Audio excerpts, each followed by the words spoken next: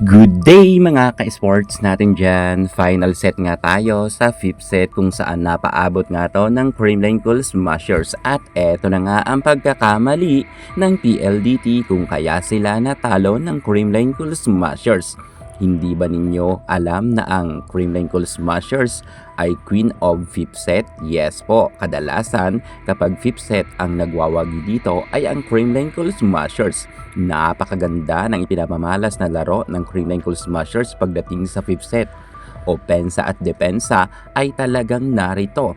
Bea De Leon, Tots Carlos, Gemma Galanza, MB Fons, pinagtulong-tulungan talaga nila itong si Savannah Davison at itong si Malaluan kung kaya natalo nga nila ito sa 5th set. Grabe rin ang kalamangan ng Creamline Cool Smashers, mukhang natameme nga dito si Malaluan at Sabi Davison.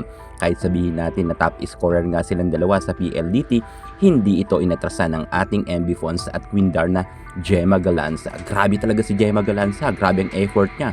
Sunod-sunod nga ang kanyang naging scores at talagang madalas nga ito ay pasok. Take note medyo nagkaka-error pa nga dito si G Amazing sa kanyang 1-2 play, pero kitang-kita naman natin nag-change court na nga. Ito na nga mga ka-sports natin dyan, oh.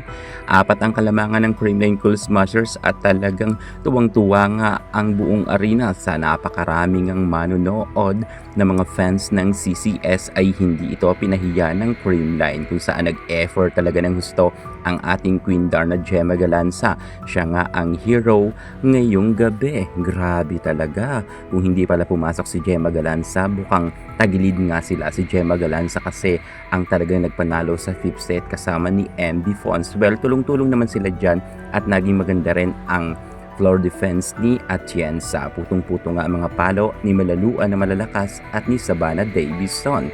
Hindi na talaga nakaporma dito ang kupunan nga nila sa V kahit sabihin nga natin na matatangkad sila at malalakas. Ito nga yung sinasabi ko sa inyo. Kapag patapos na ang laban, mas lumalakas ang Creamline Cool Smashers.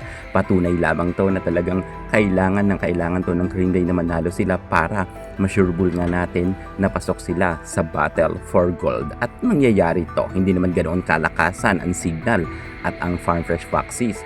At kapag ganito ang nilaro ng Creamline Cool Smashers, kabahan na talaga sila. Kaya sa mga nagsasabi dyan na ang Creamline ang mga matatalo at uuwi raw luhaan, sorry na lang sa mga fans dyan ng Akari Chargers, lalo na yung mga nasa Philippine Volleyball na minamaliit ang Creamline Cool Smashers. Ngayon, sila ang uuwing luhaan dahil panalo nga ang Creamline sa loob ng 5th set.